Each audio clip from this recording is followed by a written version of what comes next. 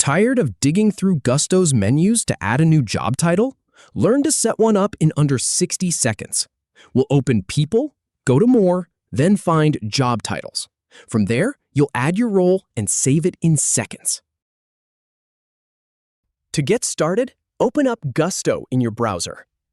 Once it's open, go ahead and click on People. Now, click on More to expand the menu. Then, select Job Titles.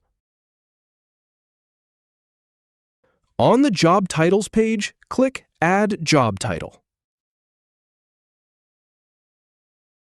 Type your job title into the field.